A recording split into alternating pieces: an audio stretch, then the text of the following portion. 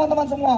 Kami mengajak teman-teman semua untuk semakin lantang dan berisik, meneriakan setiap jargon, meneriakan setiap keresahan, karena kita patut resah, karena kita patut marah. Kita patut resah bahwa pemerintah hari ini brengsek. Sederhana, satu kata brengsek. Kedua, bajingan. Ketiga, biadab. Itu yang terjadi kawan-kawan. 3 kata yang harus kita terus lulukan. Dan mari kita berisikan Yogyakarta. Kawan-kawan yang membawa alat kentungan, mari kita berisikan segera kawan-kawan.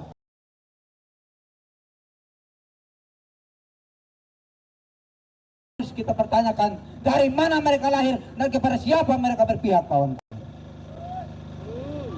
Kami dari Kesatuan Perjuangan Rakyat melihat mulai dari skandal di Mahkamah Konstitusi, kemudian mulai dari adanya politik dinasti, dan kemudian pemanfaatan sarana publik dan juga fasilitas negara untuk menyukseskan pemilu ini. Kami melihat ini semua adalah praktek daripada elit politik hari ini yang telah terkonsolidasi sebagai sebuah kelas. Mereka telah terkonsolidasi sebagai sebuah kelas. Kelas apa, kawan-kawan? Mereka adalah kaum burjuasi yang suka dari sejak kelahirannya hingga perkembangannya adalah yang terus menindas rakyat hari ini, kawan-kawan. Apakah sampai hari ini kita akan terus membiarkan mereka berkembang sebagai sebuah kelas yang menindas, kawan-kawan? Tentu saja tidak, kawan-kawan. Dari segala praktek kecurangan yang ada hari ini, sudah jelas bagi kita bahwa kita melihat mereka bukanlah representasi dari rakyat yang tertindas. Mereka bukanlah representasi dari petani yang dirampas tanahnya hanya untuk pembangunan SPM, kawan-kawan. Mereka bukanlah representasi dari kelas pekerja, karena mereka juga telah menyesahkan undang-undang Omnibus Law, kawan-kawan. Oleh karena itu, dengan kekuatan mereka yang juga terkonsolidasi, maka kita juga harus menghimpun kekuatan yang lebih terkonsolidasi dan tersistematis. Hanya karena dengan kekuatan rakyat, kita juga bisa mengalahkan kekuatan mereka, kawan-kawan. Dan tentu, kita juga harus melihat bahwa Presiden Joko Widodo hari ini jangan dilihat hanya karena intervensinya terhadap pemilu. Tetapi kita harus melihat bagaimana dia menjalankan kekuasaannya selama 10 tahun. Penggusuran terjadi di mana-mana. Proyek SPN yang sebenarnya tidak menguntungkan rakyat. Dan kemudian Omnibus Law termasuk pendidikan yang sampai hari ini juga berada dalam kondisi yang tidak baik-baik saja, kawan-kawan. Praktek demokrasi yang hari ini dijalankan oleh negara melalui pemilu, menurut kami itu adalah hari dibajaknya kedaulatan rakyat, kawan-kawan. Karena skema menuju politik elektoral ini dengan namanya pemilu itu, dengan segala persyaratan-persyaratannya yang telah diatur dalam undang-undang kepartaian dan undang-undang pemilu, semuanya itu hanya bisa diakses oleh elit-elit itu, kawan-kawan. Bukan untuk kemudian undang-undang pemilu dan undang-undang kepartaian itu bisa menjamin suara rakyat, kawan-kawan. Karena sebenarnya partisipasi kita dalam politik ini adalah bagaimana partisipasi rakyat juga bisa menentukan nasibnya, siapa yang akan bisa memimpin kita gitu. Tetapi hari ini dengan persyaratan yang ada, hanya segelintir orang yang bisa mencalonkan diri, dan kita dipaksa untuk memilih yang paling terbusuk daripada mereka. Siapa yang terbaik daripada yang terbusuk? Tentu saja kita masih sadar dengan itu semua, kawan-kawan. Oleh karena itu, menurut kami dari Kesatuan Perjuangan Rakyat bahwa aksi kita hari ini harus kita maknai sebagai alarm yang kemudian harus kita lanjutkan untuk benar-benar bisa dari alarm ini menjadi sesuatu yang menggemparkan kekuasaan yang tiran, kawan-kawan. Mungkin itu saja orasi politik dari saya. Bangkit melawan atau diam tertindas karena mundur adalah pengkhianatan. Hidup rakyat! Terima kasih kawan-kawan. Selanjutnya dari kawan-kawan IMM AR Farudin. Silakan.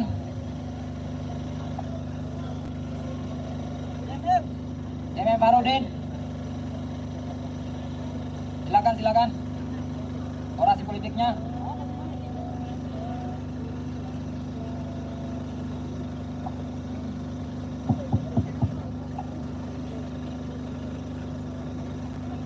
Selamat sore Yogyakarta. Selamat sore Yogyakarta. Bismillah. Assalamualaikum warahmatullahi wabarakatuh. Salam sejahtera untuk kita semua.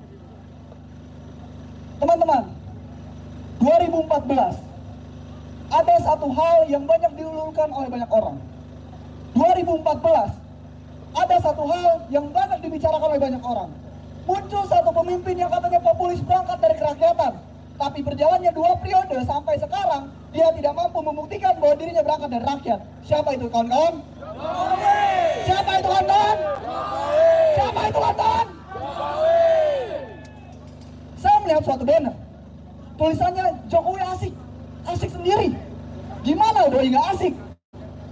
Asik untuk mempermainkan konstitusi negara, asik untuk mempermainkan konstitusi negara, asik untuk mempermainkan para kroni-kroninya di transisi demokrasi yang katanya pesta rakyat tapi tidak bisa dinikmati oleh masyarakat. Kawan-kawan semua, kita perlu melihat dan perlu mengkritisi 2 periode Jokowi. Apakah hari ini pendidikan sudah layak dan gratis? 2 periode Jokowi, apakah masyarakat sudah dididik dengan baik? 2 periode Jokowi, apakah dia sudah mampu meningkatkan perekonomian kita sehingga masyarakat masih bisa hidup untuk sejahtera? 2 periode Jokowi kawan-kawan, 2 periode kita dibohongi, 2 periode kita diberikan kebodohan, 2 periode kita ditemukan pada rezim pemerintahan yang brengseknya luar biasa. 2 periode ini teman-teman kita di Papua sampai sekarang masih belum bisa menentukan nasibnya sendiri kawan-kawan. Apa yang ada? Represi. Apa yang ada? Militer masuk ke daerah mereka. Apa yang ada? Masyarakat ditemukan dengan bulldozer. Masyarakat ditemukan dengan truk-truk besar. Masyarakat ditemukan oleh mereka para penguasa jahat yang bersekongkol dan berselingkuh dengan kepentingan oligarki. Ini faktanya kawan-kawan. Dan makin brengseknya menuju transisi kepemimpinan, kita menemukan pemerintah kita paling minimal dia tidak melakukan 2 hal: mutual toleration dan institutional forbearance. Pemerintah tidak bisa menjaga dirinya untuk tidak menggunakan alat kekuasaan. Mereka semena-mena dan sangat nyata menggunakan semua fasilitas negara, termasuk mempolitisasi bantuan sosial untuk kepentingan-kepentingan mereka. Dan yang kedua, bagaimana kita bisa melihat netralitas daripada pemimpin kita lagi-lagi dipertanyakan. Aksi ini bukan aksi untuk memilih salah satu dari 3 paslon. Aksi ini bukan untuk memilih dan menjadi pendukung salah satu daripada 3 paslon. Aksi ini juga bukan untuk menghina salah satu daripada 3 paslon. Aksi ini adalah mempertanyakan bagaimana transisi demokrasi negara kita yang sudah dipermainkan bisa kita murnikan. Sepakat kawan-kawan? Maka teman-teman semua, kami mengajak teman-teman semua untuk semakin lantang dan berisik, meneriakan setiap jargon, meneriakan setiap keresahan, karena kita patut resah, karena kita patut marah. Kita patut resah bahwa pemerintah hari ini brengsek. Sederhana, satu kata: brengsek. Kedua, bajingan. Ketiga, biadab. Itu yang terjadi kawan-kawan. 3 kata yang harus kita terus lulukan. Dan mari kita berisikan Yogyakarta. Kawan-kawan yang membawa alat kentungan, mari kita berisikan segera kawan-kawan. Mari kita buat hari ini hari tenang yang tidak tenang kawan-kawan.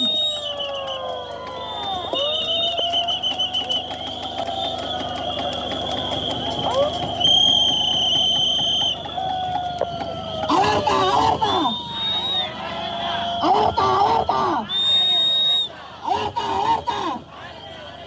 Maka teman-teman, di akhir kita mari sadari bersama, yang menjaga demokrasi adalah kita, masyarakat Indonesia. Bukan hanya si presiden yang brengsek, bukan hanya pemerintahan yang telah berselingkuh dengan oligarki, bukan oleh para pemangku kecamatan yang takut kalau misalnya ada aksi. Kita hari ini aksi damai kawan-kawan, kita hanya pengen suara kita didengarkan. Maka kita lantangkan segera, hidup mahasiswa, hidup rakyat Indonesia, hidup perempuan yang melawan. Pantangkan akan kebenaran, karena sejati masyarakat banyak mati di jalanan. Billahi fisabil haq wasabil khairat. Salam pamit, wassalamualaikum warahmatullahi wabarakatuh. Hidup rakyat! Teman-teman Wadas, silakan untuk melakukan orasi politik.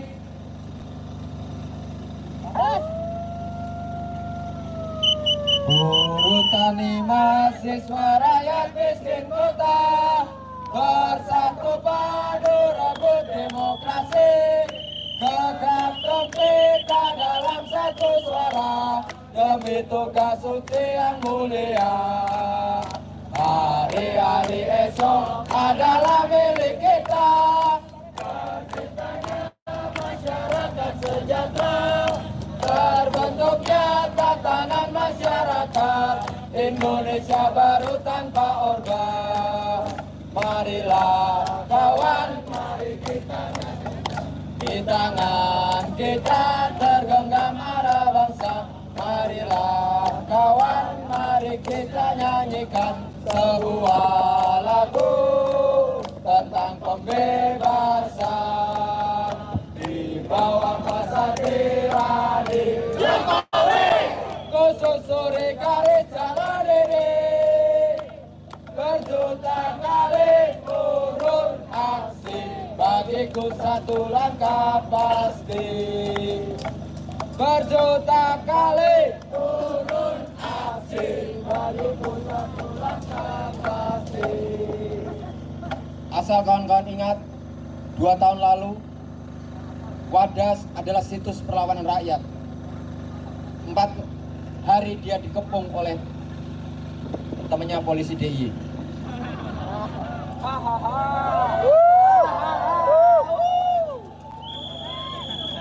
Dan tidak ada satupun partai yang bersolidaritas, kawan.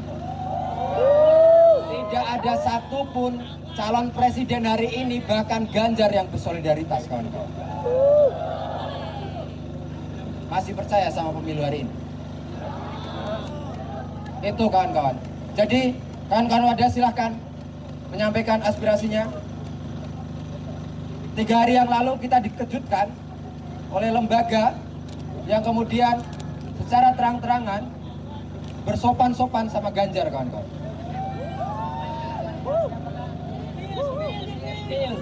Disepil nggak ini? Cek IG Wali Nasional.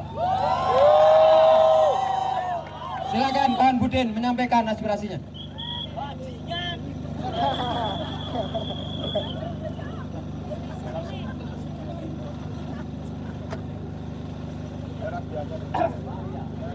Cek.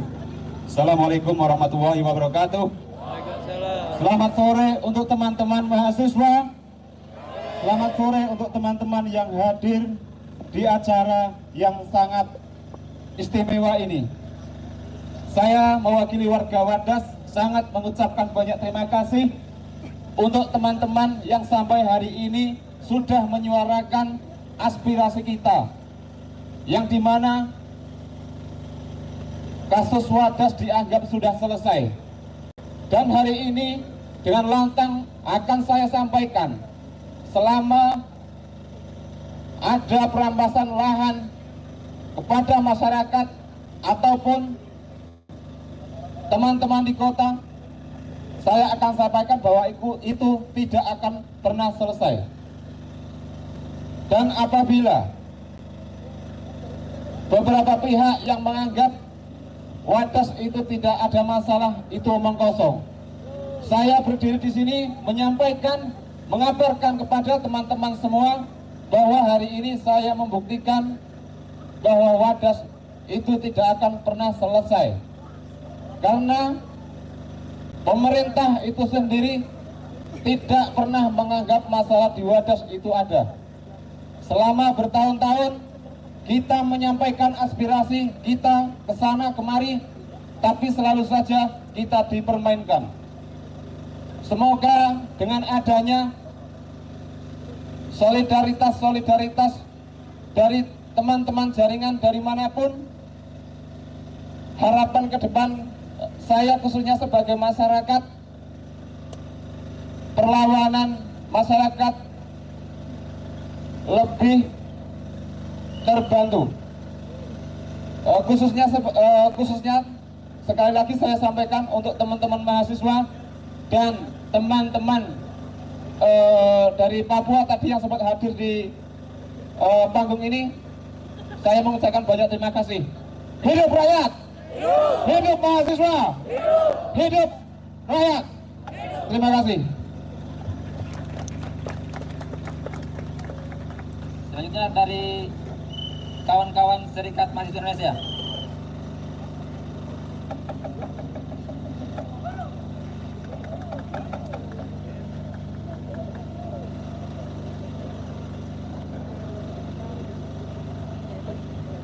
Cek. Oke, selamat sore untuk kita semua. Sebelumnya, hormat setinggi-tingginya buat kawan-kawan yang sudah merelakan kemerdekaannya demi kemerdekaan orang lain. Selamat sore, Kota Yogyakarta, yang katanya kota istimewa, tetapi biaya pendidikannya sangat mahal. Selamat sore, Kota Yogyakarta, yang katanya kota istimewa, tetapi upah buruhnya sangat rendah. Bagi kami, kota yang istimewa itu bagaimana rakyatnya bisa mengenyam pendidikan. Bagi kami, kota yang istimewa itu bagaimana buruhnya sejahtera, kawan-kawan. Selamat sore seluruh masyarakat kota Yogyakarta. Hari ini kami dari Aliansi Jaringan Gugat Demokrasi yang tergabung dari mahasiswa dan elemen masyarakat lainnya turun ke jalan berdasarkan kondisi objektif ketidakberpihakan rezim Jokowi dan kroni-kroni yang tidak berpihak kepada apa yang menjadi kepentingan rakyat, melainkan berpihak kepada apa yang menjadi kepentingan elit-elit bourgeois yang ada hari ini, yang kemudian menghasilkan persoalan-persoalan di seluruh multisektor yang ada. Di sektor petani, banyak tanah-tanah petani yang dirampas tanahnya lewat dari proyek strategis nasional yang kemudian digaungkan oleh rezim Jokowi dan kroni-kroninya. Begitu juga di sektor buruh, banyak buruh-buruh Indonesia yang hari ini mengalami PHK dan di PHK. Banyak buruh-buruh Indonesia yang hari ini diberi upah yang murah. Lewat apa? Lewat lahirnya Omnibus Law Cipta Kerja yang juga digaungkan oleh rezim Jokowi dan kroni-kroninya. Begitu juga di sektor pendidikan. Sektor pendidikan hari ini, kawan-kawan, hanya sebanyak 20% anak muda Indonesia yang bisa mengenyam pendidikan di perguruan tinggi. Selainnya tidak bisa mengenyam pendidikan karena apa? Karena biaya pendidikan di Indonesia hari ini sangat mahal, kawan-kawan.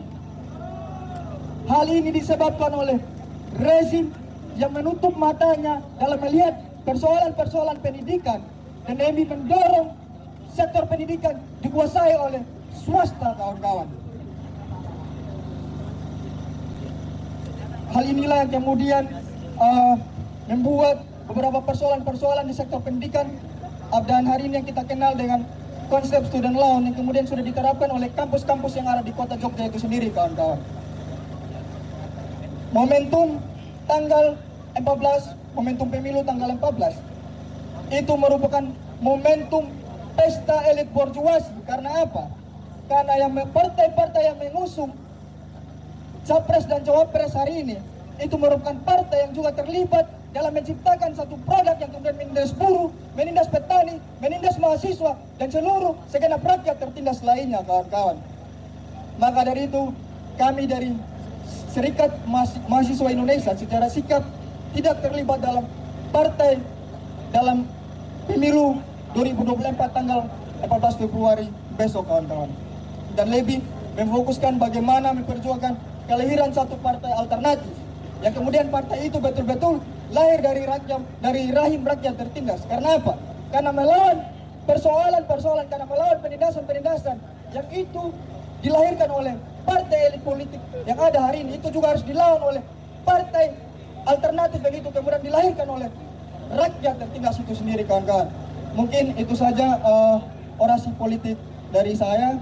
Saya tutup dengan 3 kata yang kemudian tidak pernah disebut oleh rezim hari ini. Salam pembebasan nasional.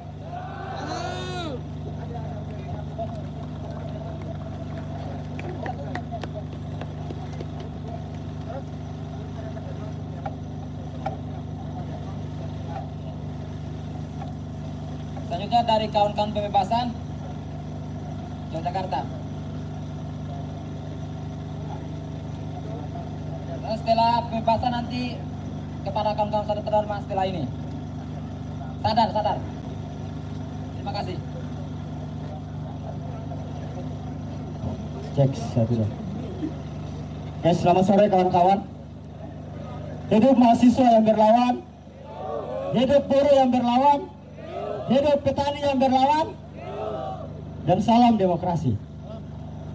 Baik kawan-kawan, dari berbagai macam orasi politik yang kemudian telah disampaikan oleh kawan-kawan, dan kita tahu bahwasannya dari rentetan problematika sosial yang terjadi, dalamnya adalah negara itu sendiri kawan-kawan. Sepakat kawan-kawan? Iya, kita harus sepakat. Karena kenapa?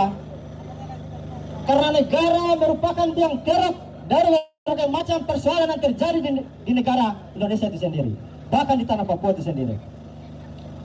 Kawan-kawan, kita bisa melihat lebih jauh persoalan dengan pemilu.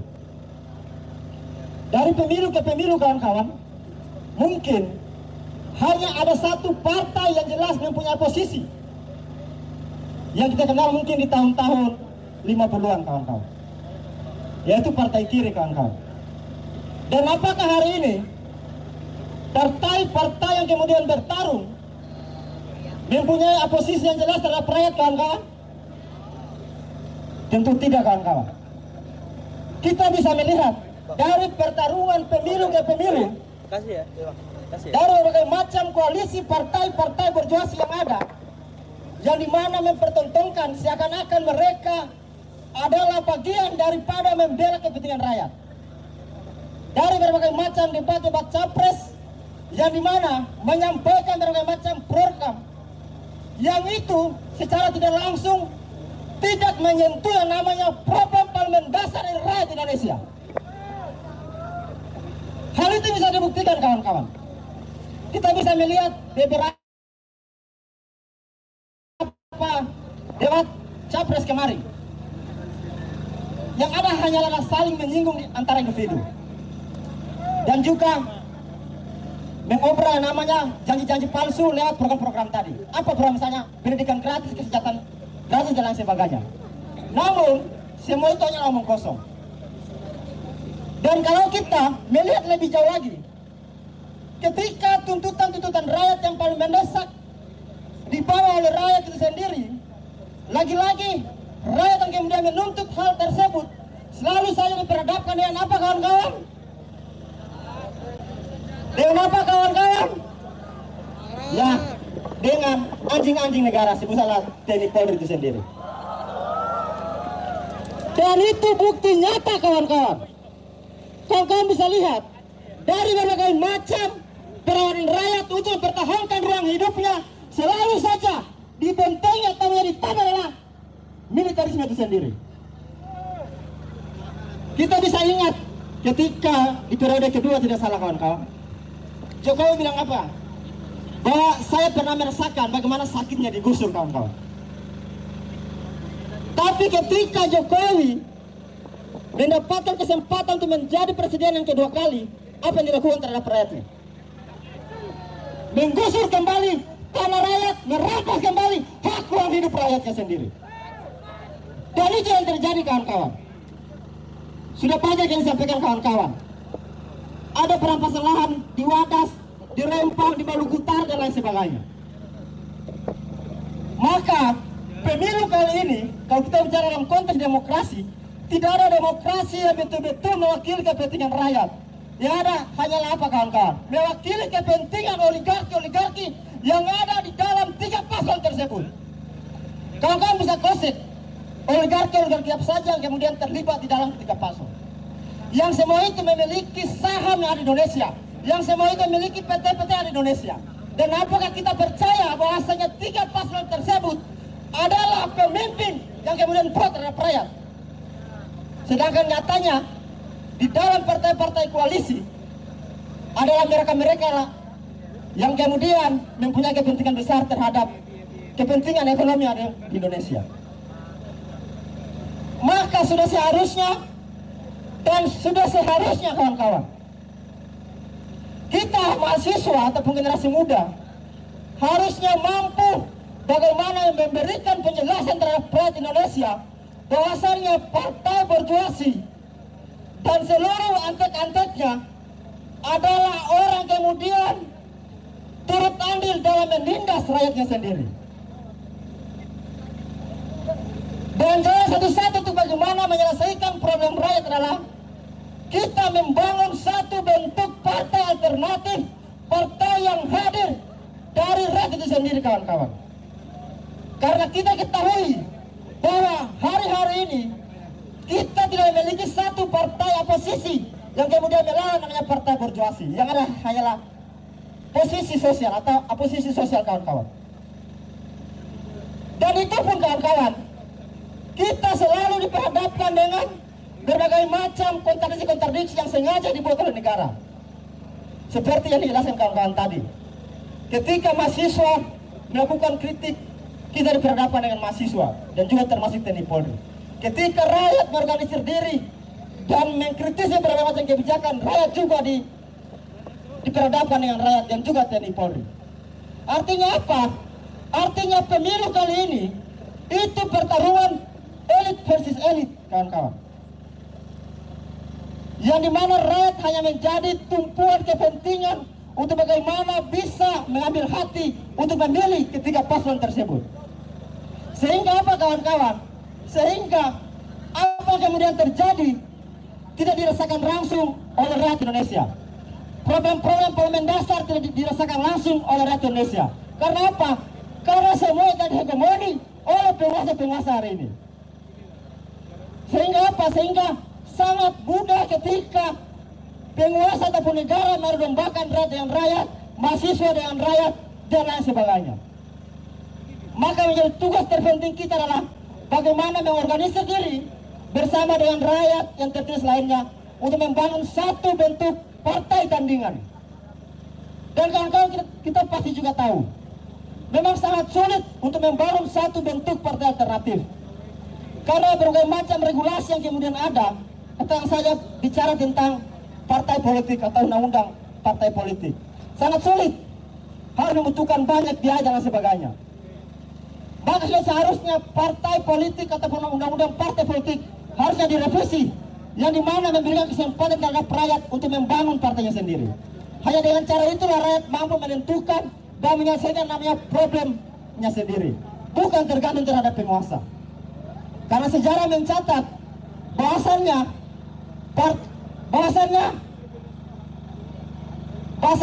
kita tidak bisa menggantungkan hidup kita terhadap penguasa. Kalaupun kita bicara dalam konteks demokrasi, demokrasi hari ini diterapkan oleh negara dalam bentuk demokrasi perbudakan, yang itu sudah diterapkan di zaman Yunani kuno, kawan-kawan. Yang dimana para budak diintimidasi untuk bagaimana terus memihak terhadap penguasanya. Dan hari ini terjadi, kawan-kawan. Kita bisa saksikan film dokumenter Dirty Vote yang baru liris kemarin, kawan-kawan. Bagaimana kepala-kepala daerah bahkan sampai pada tingkat desa itu diintimidasi dan intervensi oleh militerisme dan juga presiden itu sendiri. Nah, jadi hanya satu itu, kawan-kawan. Apa partai alternatif? Hanya itu kemudian menjadi solusi untuk kita bisa menyelesaikan namanya problem rakyat yang paling mendasar. Mungkin itu yang dapat saya sampaikan, mungkin terakhir saya. Kawan-kawan, kita hanya memiliki keberanian. Hanya itu yang kita miliki. Jadi jangan biarkan lagi bahasanya itu semua diambil oleh penguasa, kawan-kawan. Mungkin itu dari saya. Hidup mahasiswa, salam pembebasan nasional.